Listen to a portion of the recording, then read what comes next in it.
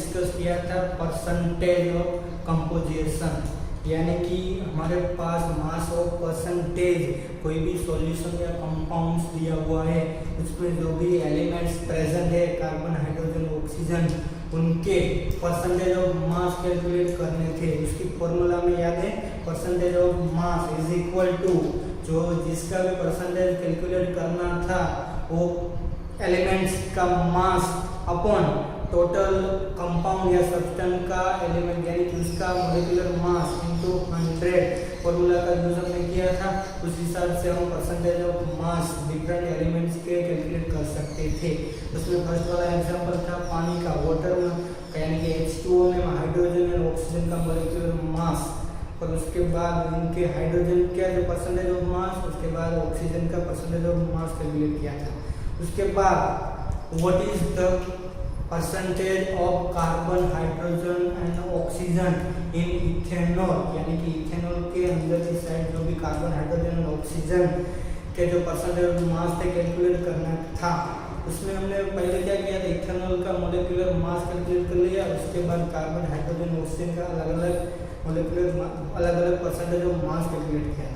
उसके बाद हमने टेक्स्ट बुक में एक्सरसाइज नंबर 2 सोडियम सल्फर यानी एक्सरसाइज नंबर 1.2, उसके बाद हम ये पढ़ेंगे। पहले एक्सरसाइज नंबर 1.2, आई थिंक 1.2 है, sodium sulphate. Sodium sulphate, sodium sulphate में जो एलिमेंट्स दिए हुए हैं उन सब एलिमेंट्स के परसेंटेज ऑफ मास हमें कैलकुलेट करने हैं। ओके, तो हमें ये फॉर्मूला दी गई है, कौन सी फॉर्मूला दी है, सोडियम सल्फेट। ओके, तो पहले हम अपना कौन सा वर्क करेंगे, पहले हम सोडियम सल्फेट का मॉलिक्यूलर मास कैलकुलेट कर लेते हैं। Na2SO4 sodium sulphate molecular mass is equal to क्या रहेगा, पहले हम सोडियम कितना है 2, फिर सल्फर एक ही है और ऑक्सीजन। ओके, चलो इसको मैं थोड़ा साइड में या नीचे की साइड रखता हूँ। ओके, यहाँ पे लिखता हूँ नीचे 2 sodium 1 sulphur 4 oxygen. Okay, sodium का कितना होता है एटॉमिक मास यानी मोल मास 23, सल्फर का 32, ऑक्सीजन का 16। ओके, ये 46, ये 32, ये 64। ओके ओके, अब कर दो, इनका कितना होगा, प्लस कर दो,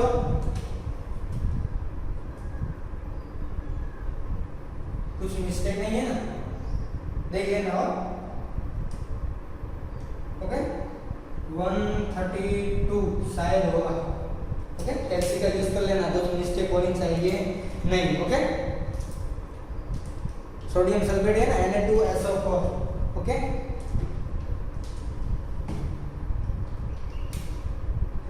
(23 × 2) 46 + 32।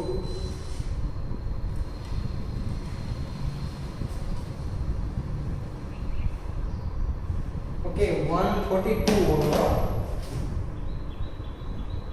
यहाँ पे कितना होगा 142 AMU या फिर यूनिफाइड मास। ओके, चलो अब कैलकुलेट करो सबके मास, परसेंटेज ऑफ मास कैलकुलेट करने। पहले किसके कैलकुलेट करेंगे, सोडियम के। ओके, तो percentage of mass, mass of percentage, mass of percentage sodium, sodium का परसेंटेज और मास ऑफ परसेंटेज कैलकुलेट करना है डायरेक्टली। ओके, जो फॉर्मूला में लिखी थी उसमें पावर की साइड कितना है, सोडियम कितने हैं नंबर 2, और सोडियम का मॉलिक्यूलर मास अपन किसका आएगा यहाँ पे Na2SO4 का। ओके, तो यहाँ पे सोडियम का कितना है into 100। Okay, is equal to कितना आएगा, सोडियम का 2, एक सोडियम का 23 upon total 142 into 100। Okay, calculate कर लीजिए। ओके, तो ये पहले क्या करेंगे 23 इंटू 2 46 अपॉन डिवाइडेड किसको करेंगे, डिवाइडेड 142, जो भी आंसर आता है उससे 100 मल्टीप्लाई कर दो 32.39, हमारा आंसर आया 32.39, ये हमारा सोडियम का आया। उसके बाद हम किसका कैलकुलेट करेंगे, सेकंड वाला सोडियम, मास ऑफ सोडियम के बाद mass of percentage in sulphur, mass of percentage sulphur. Okay, sulphur कितना है, एक ही है 1, सल्फर एक ही है। ओके, इसको ब्रैकेट में नहीं लिखता, फिर Na2SO4 इंटू 100। ओके, सल्फर का 32, यहाँ पे 142 इंटू 100 कर दीजिए, मल्टीप्लाई कर दीजिए और डिवाइड कर दीजिए। 32 divided by 142 into 100। Okay, 22.53। Okay, उसके बाद थर्ड वाला किसका है, ऑक्सीजन का, mass of percentage oxygen, oxygen 4 है, नीचे की साइड Na2SO4 इंटू 100। ओके, यहाँ पे कितना आएगा 4 16 142 इंटू 100 कर दीजिए कैलकुलेशन। 4 into 60 100 divided by 142 36.61। आपका सही आंसर है या गलत है, इन तीनों का प्लस कर दीजिए। 100 होता है तो इसका मतलब आपका सही है। ओके, यहाँ पे 99.99 होना चाहिए। 12 13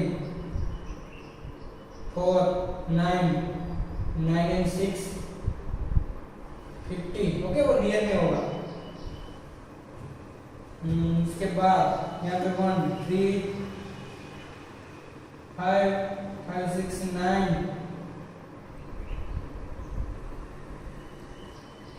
तो कुछ मिस्टेक हो रही है, देख लो।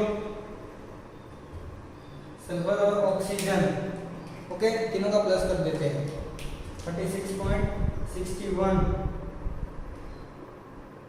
प्लस 22.53 प्लस 32 91 ही हो रहा है ना। ओके, देखो पहले कुछ मिस्टेक है कि नहीं देख लेते हैं। ओके, इसका फिर से करो, लास्ट वाले का कुछ मिस्टेक हो रही है इसमें। 4 इंटू 16 कैलकुलेशन में मिस्टेक हो रही है। ओके, अपॉन 142 इंटू 100 यानी आएगा 45.0। यहाँ पे क्या आएगा 45.07। ओके, अब प्लस कर दो। यहाँ पे 9 और 3 12 12 7 9 1 आ गया। यहाँ पे 4 5 9। ओके, ये 2 2 4 और ये 9 3 2 5 2 4 99.99। ओके, समझ में आ गया। ओके, एक बार लिख लो। उसके बाद हम बात करते हैं empirical formula and molecular formula.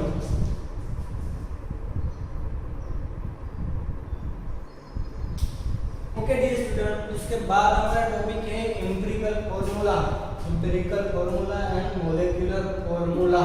Okay, इस टॉपिक में हमें डिस्कस करना है एग्जांपल के बारे में। पहले समझ लो कि एम्पिरिकल फॉर्मूला किसे कहते हैं, उसके बाद मॉलिक्यूलर फॉर्मूला किसे कहते हैं। मॉलिक्यूलर मास का पता चल गया, एम्पिरिकल मास भी आएगा, एम्पिरिकल फॉर्मूला आएगी, मॉलिक्यूलर फॉर्मूला है, एम्पिरिकल मास आएगा, मॉलिक्यूलर मास आएगा। ओके, इन दोनों के बीच का हमें जो फॉर्मूला है वो भी याद रखना है। ओके, पहले एम्पिरिकल फॉर्मूला यानी कि एम्पिरिकल फॉर्मूला होता है उसका रेशियो फिक्स नहीं होता है। रिप्रेजेंट कर सकते हैं हम simply whole number ratio various, यानी कि उसका जो रेशियो होता है ना उसमें वेरिएशन होता है, वो फिक्स रेशियो होता नहीं, सिंपलेस्ट होल नंबर होता है, फिक्स उसका रेशियो होता नहीं है। ओके, सिर्फ हम इसकी डेफिनेशन ऐसे आता है, ऐसे समझना है। और मॉलिक्यूलर फार्मूला क्या होती है, उसमें एग्जैक्ट वैल्यू, एग्जैक्ट फार्मूला होती है, एग्जैक्ट नंबर होते हैं। जैसे इसमें एग्जैक्ट नहीं और इसमें वेरिएशन होता है, सिंपलेस्ट में बोला जाए तो होल नंबर होता है जो फिक्स नहीं होता। एग्जांपल की बात करें तो हम ग्लूकोज की बात करते हैं, ग्लूकोज यानी C6H12O6, यानी कि ये मॉलिक्यूलर फार्मूला ग्लूकोज की है। किसकी है? ग्लूकोज की मॉलिक्यूलर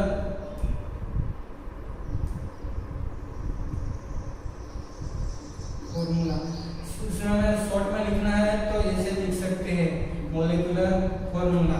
अगर इसका हमें एम्पिरिकल फार्मूला लिखना है तो कैसे लिखिए? चलो इसमें देखो, इसमें से कोई भी कॉमन नंबर क्या है, यानी कि इसके हम कॉमन निकालना है, इसमें से कौन सा नंबर निकाल सकते हैं? 6। तो 6 को निकाल दो, 6 निकल जाएगा तो यहाँ पे कार्बन अकेला बचेगा, यहाँ पे हाइड्रोजन तो बचेगा, यहाँ पे ऑक्सीजन अकेला बचेगा। इसका मतलब ये 6 को निकाल दिया हमने तो हमारे पास CH2O मिला। इसे क्या बोलेंगे? Empirical formula. ये मॉलिक्यूलर फार्मूला, ये एम्पिरिकल फार्मूला। इसका मोलर मास और मॉलिक्यूलर मास कैलकुलेट कीजिए। एम्पिरिकल फार्मूला का, एम्पिरिकल फार्मूला मॉलिक्यूलर मास, यानी कि उसे क्या बोलेंगे? Empirical mass. ओके, इसका मोलर मास निकाल लो, कार्बन का 12, हाइड्रोजन का 1 यानी टोटल 2, ऑक्सीजन का 16, 14 इन प्लस 16, ओके 6 and 4 20 यानी कि 30 mu, तो ये उसका मास हुआ। ओके, मॉलिक्यूलर मास निकालना है तो हमें पता है 180 होगा, ग्लूकोज का कितना होगा? 180 U। ओके, तो ये ओके, इससे अब देखो कॉमन क्या निकाला था हमने? 6, इससे 6 से मल्टीप्लाई कर दो 180 आ जाएगा। ओके, तो इन दोनों के बीच की हमें फॉर्मूला याद रखनी है कि अगर हमें कोई भी परसेंटेज दिया हुआ है एग्जांपल में, उसमें से हम पहले एम्पिरिकल फार्मूला फाइंड करेंगे, एम्पिरिकल मोलर मास और एम्पिरिकल मास फाइंड करेंगे, उसके बाद हमें मिलेगा मॉलिक्यूलर फार्मूला। तो इस दोनों के बीच का जो हमें जो रूल्स यानी कि वो हमें फार्मूला दिया हुआ है वो है n इज इक्वल टू, यहाँ पे हम देखने जाए तो मॉलिक्यूलर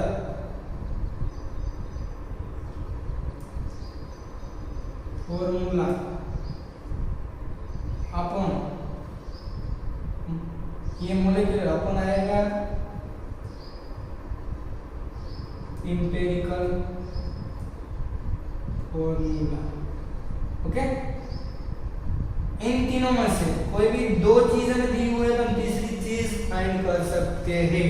और अगर हमें एम्पिरिकल मास फाइंड करना है या फिर n is equal to molecular mass upon empirical mass, okay, ये भी है। ओके, अगर हमें इन दोनों में से किसी एक पता है, अगर हमें चलो एम्पिरिकल मास पता है और हमें मॉलिक्यूलर मास एग्जांपल में दिया हुआ है तो इन दोनों को मल्टीप्लाई करने से n मिल जाएगा। n की वैल्यू हमें रख देंगे यहाँ और एम्पिरिकल फार्मूला पता होगा तो मॉलिक्यूलर फार्मूला फाइंड कर सकते हैं।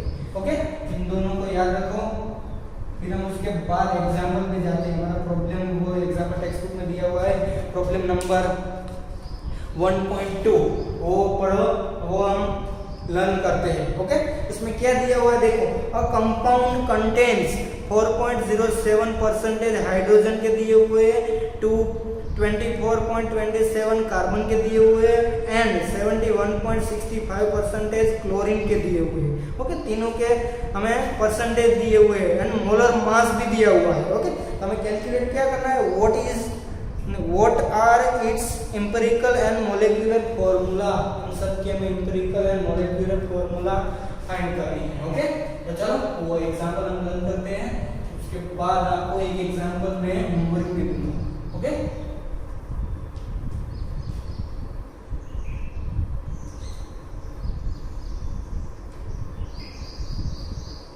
ओके, पहले वो प्रॉब्लम नंबर हमारा कौन सा है?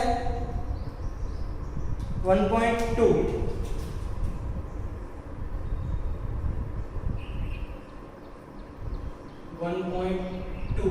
ओके, मैं पूरा एक्सरसाइज में नहीं लिखता, पहले हमें जो जिसके परसेंटेज दिए हुए वो लिखते हैं।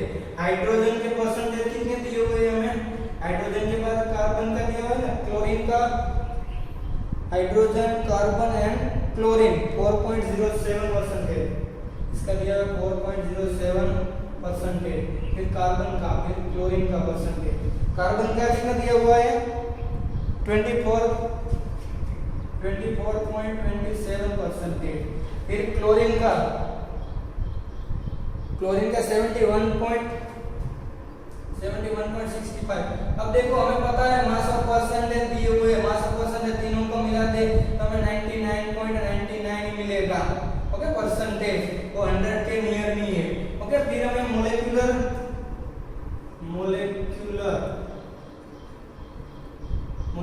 मास दिया हुआ है ना, इज इक्वल टू मोलेक्युलर मास क्या दिया हुआ है? 98.96 ग्राम। 98.96 ग्राम हमें ये की वैल्यू चाहिए। तो हमें फाइंड क्या करना है? Molecular formula and empirical formula, ये दोनों हमें फाइंड करना है। ओके, ये हमें इतना दिया हुआ है। ओके, तो हम स्टेप वाइज इस एग्जांपल को कैलकुलेट करेंगे। ओके, बहुत बार ये एग्जांपल पूछा गया है, जी नीट में भी ऐसे पूछा जाता है और हमारी जो एग्जाम होगी उसमें भी मैं भी पूछूंगा। ओके, तो पहले हम फाइंड करते हैं एम्पिरिकल फॉर्मूला। लेकिन अब देखो हमारे पास परसेंटेज दिए हुए हैं 100%। कितने? 100% दिए हुए ना, 99.99 के 100 के दिए हुए हैं। तो देखो और 100% में 4 ये है 4.07 हाइड्रोजन, बाकी का 24.27 जो क्लोरीन 71.65। अगर मैं 100 ml लूं तो उसका 4.07 ग्राम वही होगा ml। अगर मैं 100 ग्राम लूं तो ये 4.07 हाइड्रोजन होगा, 24 ये कार्बन और ये इतना। मैं अगर 1000 लूं तो 1000 का 4% होगा, 1000 का 24% दिया, यानी कितना भी ले लूं उसका परसेंटेज ही निकालना है। 1000, 10,000, 1 लाख, 1 करोड़ कोई भी ले लूं उसका परसेंटेज ही निकालना है। ओके, समझ में आया? तो चलो हम सपोज कि हम 100 ml या 100 ग्राम लेते हैं, हमारा सब्सटेंस है वो 100 ग्राम है। ओके, सपोज कि हमारा सब्सटेंस 100 ग्राम है तो उसमें हाइड्रोजन का वेट कितना होगा? Weight is equal to 4.07 gram. Okay, step number 1। Okay,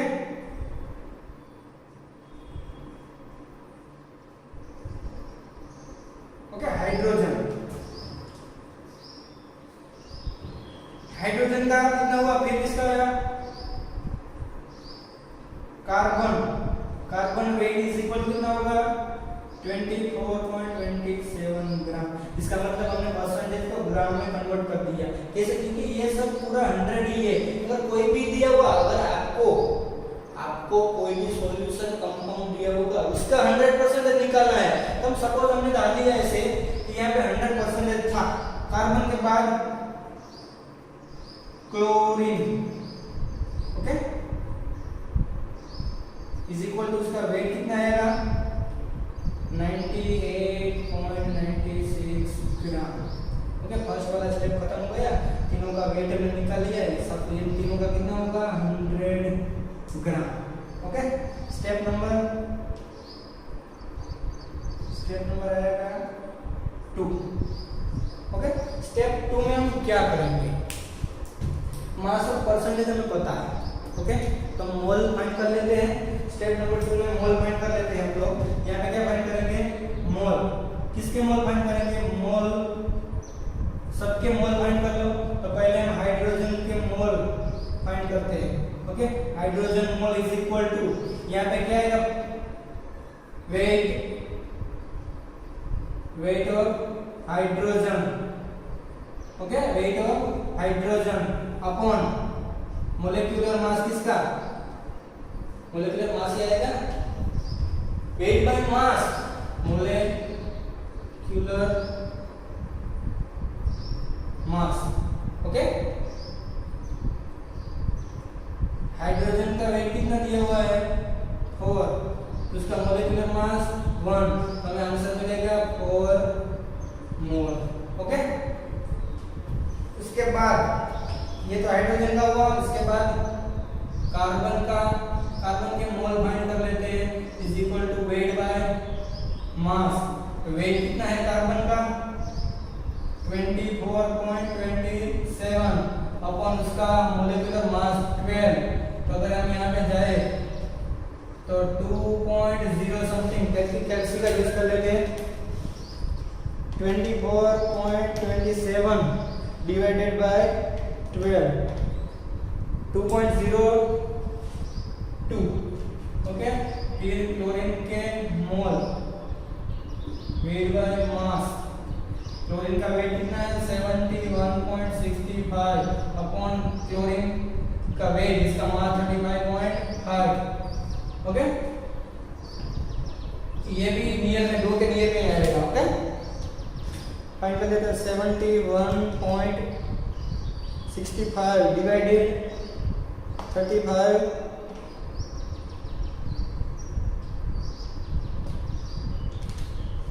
okay, 71.65 divided 35.5, 2.01 है, 2.01।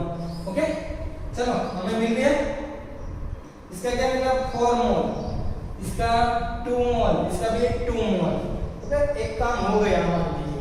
अब स्टेप नंबर 3, स्टेप नंबर 3 में क्या करना है, अब हमें एम्पिरिकल फॉर्मूला, डायरेक्टली हमें एम्पिरिकल फॉर्मूला फाइंड करनी है। एम्पिरिकल फॉर्मूला फाइंड करने के लिए हमारे पास ये रेशियो मिल गया। अगर हम सपोज यहाँ पे हम ऐसे करें तो ये कार्बन है, कार्बन के मोल कितने मिले हमें, कार्बन के मोल यहाँ पे 2, हाइड्रोजन के 4, यहाँ पे क्लोरीन के 2। तो ये तो हमें डायरेक्ट मॉलिक्यूलर फॉर्मूला मिल गई ना, लेकिन ये एग्जैक्ट सही है या गलत है वो हमें पता नहीं होता, तो अभी इसे हम कर सकते हैं नहीं फाइंड। ओके, ये तो 4 मिल गया। ओके, यहाँ पे इक्वल टू 2 ही होगा, ये इक्वल टू 2। ओके, तो एम्पिरिकल फॉर्मूला के लिए हमें रेशियो वेरिएशन होता है, इसमें से अगर आपको सब एग्जाम में याद रखना है, अगर यहाँ पे तीनों की वैल्यूज में हम देखा जाए, तीनों की वैल्यूज में छोटी वैल्यू कौन सी है, तो फिर 2, इन दोनों में से, तो तीनों को, इनको और इनको, तीनों को 2 से मल्टीप्लाई डिवाइड कर दो, इनको 2 से करो, इनको 2 से करो और इनको भी 2 से। क्यों? क्योंकि हमें एम्पिरिकल फॉर्मूला का फिक्स रेशियो नहीं पता वो फाइंड करने के लिए। सपोज अगर आपके पास यहाँ पे वैल्यूज 6 होती, यहाँ पे 6, यहाँ पे 12 होती और यहाँ पे भी 6 होती, किससे मल्टीप्लाई करते, तो हम 6 से मल्टीप्लाई करते। ओके, सपोज हमारे पास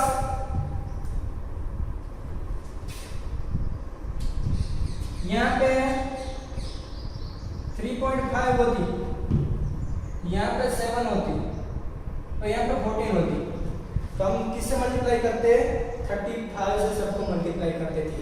सपोज उससे उल्टा, अगर हमारे पास यहाँ पे 1.5 होता, यहाँ पे 3 होता और यहाँ पे 1 होता, तो चलो हम यहाँ पे 1 से डिवाइड करेंगे, नहीं, क्योंकि 1 से डिवाइड करने से उसमें कुछ चेंजेस आता नहीं, और इसे हम 1.5 नहीं लिख सकते, हमारा एम्पिरिकल फॉर्मूला है, तो इसे हम लिखेंगे यहाँ पे कि चलो हमारे पास हाइड्रोजन है तो वो 1.5 है, ऐसा लिख सकते हैं। अगर 1.5 से हमें यहाँ पे मल्टीप्लाई करने जाए, चलो तो इसको 1.5 से मल्टीप्लाई करो तो फिर से यहाँ 1.5 आ जाएगा, तो इस कंडीशन में हम क्या करेंगे, इसको 2 से मल्टीप्लाई कर दो तो उसे डिजिट में कन्वर्ट कर दो, सबको इसको 2 से मल्टीप्लाई कर दो तो कितना आ जाएगा, यहाँ पे 3 आ जाएगा, इसको 2 से मल्टीप्लाई कर दो, यहाँ पे 6 आ जाएगा, इसको 2 से मल्टीप्लाई कर दो, सबको 2 से मल्टीप्लाई कर देने का। ओके, ऐसा एग्जांपल भी हमारे एक्सरसाइज में याद रखना। ओके, तो यहाँ इस कंडीशन में हम करते हैं, इस कंडीशन में हमने क्या किया, तो स्मॉलेस्ट नंबर, जो भी स्मॉलेस्ट नंबर है हमारे पास, जो भी स्मॉलेस्ट नंबर है उससे हम क्या करेंगे, डिवाइडेड या फिर डिवीजन। ओके, तो चलो स्मॉलेस्ट नंबर से हम डिवाइड करते हैं। तो हमारे पास एम्पिरिकल फॉर्मूला क्या है कि ये तो हाइड्रोजन था, ये कार्बन था, कार्बन के 2 नंबर थे, तो हमारे कार्बन के 2 नंबर थे यानी कि C2 में से हम 2 से मल्टीप्लाई करेंगे, हमारे पास क्या आएगा C1, हाइड्रोजन का 2, क्लोरीन का 1। ये हमारे लिए जो फॉर्मूला आए यानी कि CH2Cl, ये हमारी एम्पिरिकल फॉर्मूला है।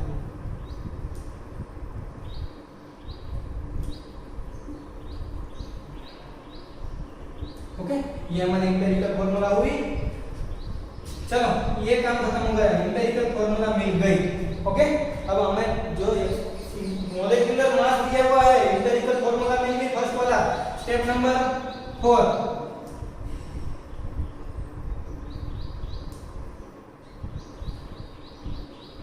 Okay, step number 4। Step number 4 में क्या करेंगे, तो अगर ये एम्पिरिकल फॉर्मूला मिली है तो हम क्या फाइंड कर लेंगे, empirical mass.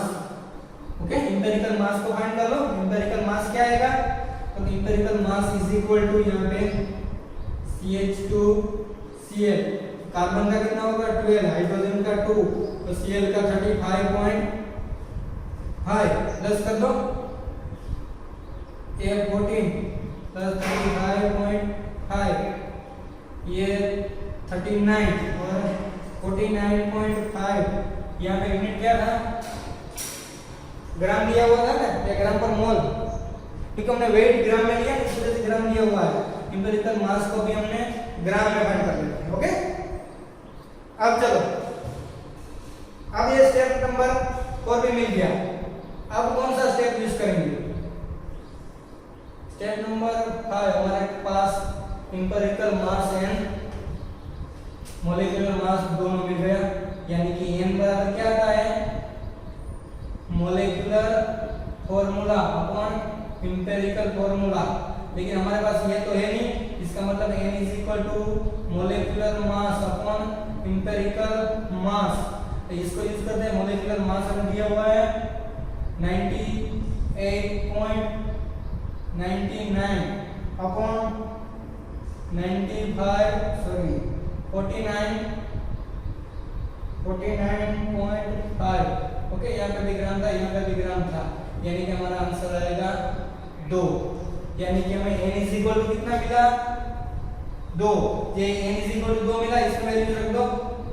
n is equal to क्या है, molecular formula upon empirical formula.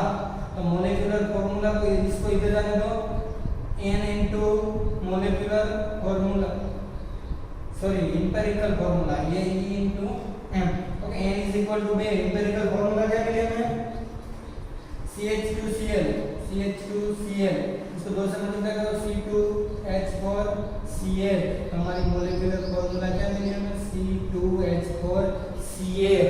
Okay, तो पहले हमने क्या किया, हमें जो एक्सरसाइज दी हुई थी, एक्सरसाइज में हमें हाइड्रोजन, कार्बन और क्लोरीन के परसेंटेज ऑफ मास दिए हुए थे, जो उसका जो हम सम करते हैं तो वो 100 के नियर में होगा।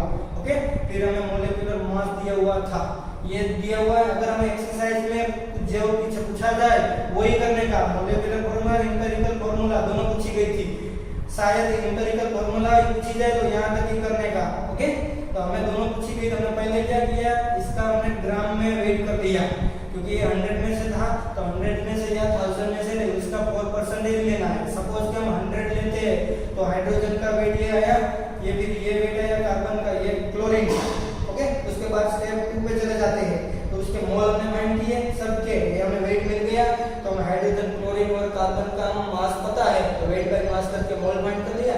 मोल पे से जो भी यहाँ पे खास याद रखना है, जो भी हमें वैल्यूज मिलती है उसको हमें डिजिट में करना, 1 2 3 वैसे नंबर में 1.2.3 ऐसे है, तो इसको हम 2 2 या 4 में से कन्वर्ट कर देते हैं। फिर हम जिसे मल्टीप्लाई कर सकते हैं उससे मल्टीप्लाई कर दीजिए, या फिर अगर उससे डिवाइड करना है तो डिवाइड कर दीजिए। ओके, लेकिन पहले डिवाइड करने का, डिवाइड नहीं होता अगर डिवाइड नहीं होता तो हम मल्टीप्लाई करके हम उसे एक्सेल कर देंगे। फिर उसके बाद हमारे पास फॉर्मूला मिल गई सी ए, और ओरिजिनल फॉर्मूला सही नहीं लेकिन वो सेम ही आई, देखो ओके।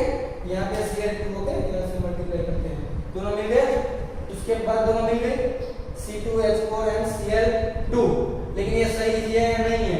फिर हमें इसमें स्मॉलेस्ट नंबर से मल्टीप्लाई किया, ये हमें मिली वो एम्पिरिकल फार्मूला। एम्पिरिकल फार्मूला को पहले एम्पिरिकल मास हमने कैलकुलेट कर लिया, फिर हमें मॉलिक्यूलर मास दिया हुआ था ओके।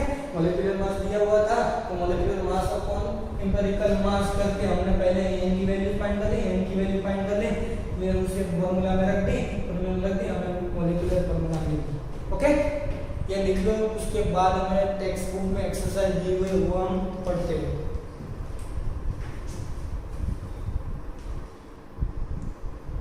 ओके डियर स्टूडेंट, उसके बाद हम देखते हैं एक्सरसाइज नंबर 1.3। उससे पहले वाली जो हमने एक्सरसाइज की थी उसमें एम्पिरिकल फार्मूला और मॉलिक्यूलर फार्मूला दोनों कैलकुलेट करना था। एक्सरसाइज नंबर 1.3 पढ़ो। एक्सरसाइज नंबर 1.3 में determine the empirical formula of oxide of iron which has 69.9% iron and 30.1% dioxygen by mass. Dioxygen का मास दिया हुआ है और एक ही का डाइऑक्सीजन का जिसका भी दिया हुआ है हमें मास ही कैलकुलेट करना है, ऑक्सीजन का ही है ना वो ओके। इसका मतलब हमें एक ही दिया हुआ है आयरन 69.9%, फिर ऑक्सीजन का दिया हुआ है 30.1%। Step number 1 okay. Step number 1 में क्या करते हैं, इसको हम 99.99 यानी कि 100% होता है तो उसको हम कन्वर्जेशन किसमें करते हैं, ग्राम में ओके। तो इसका मतलब कन्वर्जेशन पहले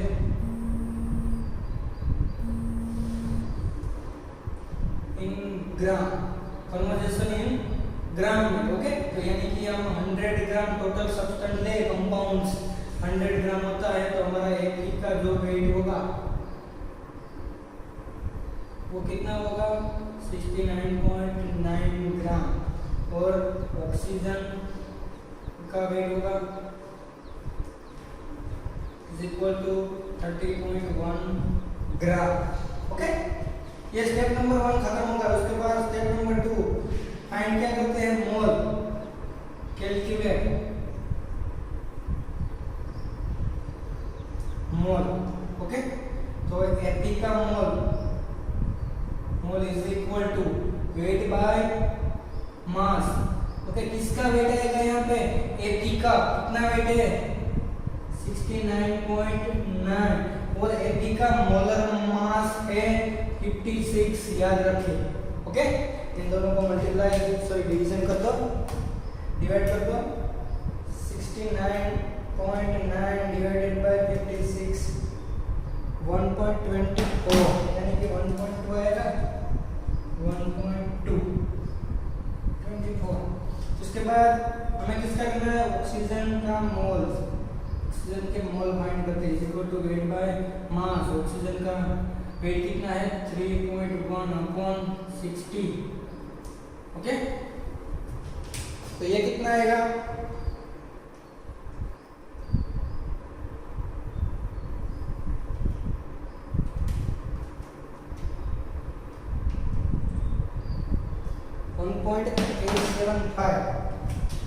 1.875 ओके।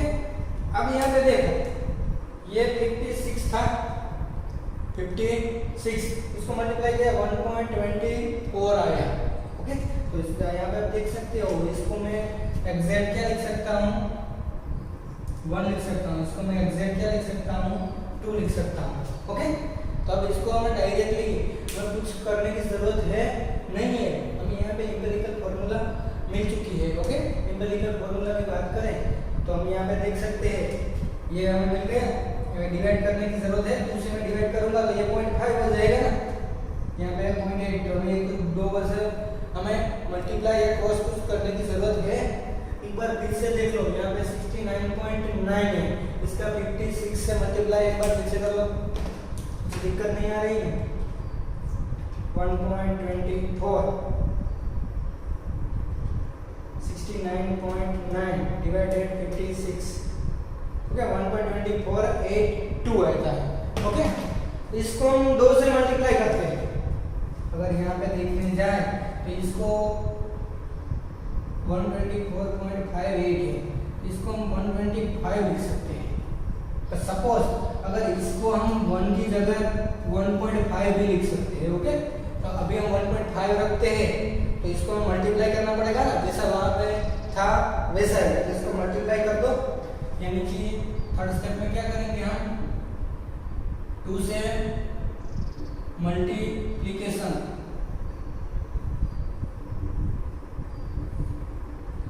मल्टीप्लिकेशन करेंगे 2 से मल्टीप्लिकेशन, यानी कि ये क्या आएगा AP is equal to 3 and O is equal to 4 आएगा, 4 ही आएगा ना। यहाँ पे देखो 16 डिवाइडेड इनटू 2 हो गया। अब empirical formula is equal to Fe3O4, यानी कि हमारा आंसर है Fe3O4। हमने ऐसा क्यों किया, यहाँ पे 1.24 था, क्योंकि इसको नियर में अगर इसे निकाल नहीं सकते, ज्यादा कर सकते हैं। ओके, इस वजह से 1.5 के नियर में लिख सकते हैं, 1 नहीं लिख सकते। ओके, इस वजह से 1.5 हमने लिखा। ओके, और यहाँ पे 2 था, 2 ऑक्सीजन 2 था, तो यहाँ पे 4 क्यों किया हमने, क्योंकि वो डाइऑक्साइड था। ओके, अगर हम देखने जाए तो अगर इसको हम लिखने जाते Fe1.5O2, लेकिन ये डाइऑक्साइड वाला था, उस वजह से हमने ये इसको 3 कर दिया और इसको 4 कर दिया। केमिकल फॉर्मूला ये है Fe3O4। ओके, अब यहाँ पे हमें मॉलिक्यूलर फॉर्मूला पूछी नहीं है। अगर मॉलिक्यूलर फॉर्मूला उसे हमें एक्सरसाइज में पूछी होती तो हमें मॉलिक्यूलर मास उसे देना पड़ता। अगर मॉलिक्यूलर मास को हमें दे देते यहाँ पे कि मॉलिक्यूलर मास हमें इतना दिया हुआ है, शायद इसे दिया हुआ है 178 दिया है मॉलिक्यूलर मास, तो हम क्या करते हैं इंपेरिकल मास को कैलकुलेट कर लेते हैं, फिर उसे मॉलिक्यूलर मास और इंपेरिकल मास से फाइंड कर लेते। ओके, तो हो जाता, फिर n मिल जाता है, n को फिर वापस हमारे फार्मूला में रख देते, तो फिर हमें मिल जाता है मॉलिक्यूलर फॉर्मूला। लेकिन हमें यहाँ पे इंपेरिकल फॉर्मूला ही पूछी हुई है। ओके, समझ में आ गया। पहले हमने वेट परसेंटेज में लिया था, उसे ग्राम में कन्वर्ट किया, उसके बाद में मोल फाइंड किए। मोल में यहाँ पे 1.24 था, मैंने बताया था, कम नहीं कर सकते, ज्यादा करना पड़ेगा, इसलिए मैंने 1.5 कर दिया। यहाँ पे 2 था, अब ये देखो 1.5 से हम सबको मल्टीप्लाई नहीं कर सकते, इनको हमें डिजिट में कन्वर्ट करना पड़ेगा, यानी कि 1 2 3 4 5 ऐसे डिजिट, 1 की जगह 2 3 4 ऐसे। तो तुमने कौन सा मल्टीप्लाई किया, 3 आ गया, इसको 2 से मल्टीप्लाई किया 4 आ गया, यानी Fe3 oxygen 4। Okay, empirical formula Fe3O4। Okay, फिर थेरेसन भी आ गया।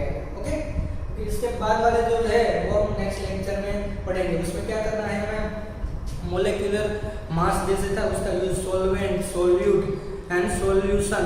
Okay, molarity, normality, molality, mole fraction, percentage, उसे परसेंटेज वाला जो पढ़ा, फिर आएगा mole fraction, molality, molarity. Okay, तो ये सब हमें फाइंड करने हैं। तो उससे पहले हम सॉल्वेंट और सॉल्यूशन किसे कहते हैं वो पहले थोड़ा समझ लेते हैं। ओके, सॉल्यूशन यानी कि सॉल्वेंट प्लस सॉल्यूट, यानी कि सॉल्यूशन होता है सॉल्वेंट प्लस सॉल्यूट, यानी कि सॉल्यूशन।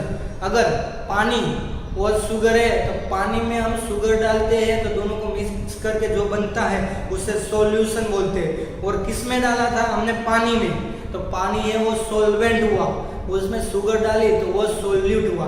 यानी कि दो सब्सटेंस है, दो सब्सटेंस या दो कंपाउंड को मिक्स करने से, वो सॉलिड और लिक्विड हो, दोनों को मिक्स करने जो ज्यादा होता है ना उसे सॉल्वेंट बोलते हैं, जो कम होता है उसे सॉल्यूट बोलते हैं। और दोनों को मिक्स करने से जो हमें मिलता है उसे सॉल्यूशन बोलते हैं। अगर हमने NaCl यानी कि नमक और पानी में डिसोल्व किया तो पानी को ज्यादा रखने की वजह से वो सॉल्वेंट किसमें डिसोल्व किया, पानी में, तभी वो डिसोल्व होता है। तो जो पानी है वो सॉल्वेंट हुआ, नमक NaCl हुआ सॉल्यूट, और जो सॉल्यूशन मिलता है उसे सॉल्यूशन बोलते हैं। Okay, done. तो इसकी हमें जरूरत पड़ेगी सॉल्यूट, सॉल्वेंट और solution. Solute plus solvent is equal to solution. Okay, और ये इसके बारे में हम डिस्कस करेंगे नेक्स्ट लेक्चर में। Molality, mole fraction, percentage of mass. Okay, इनकी फॉर्मूला लिखेंगे, उसके बाद उसके एग्जाम में। Okay, thank you.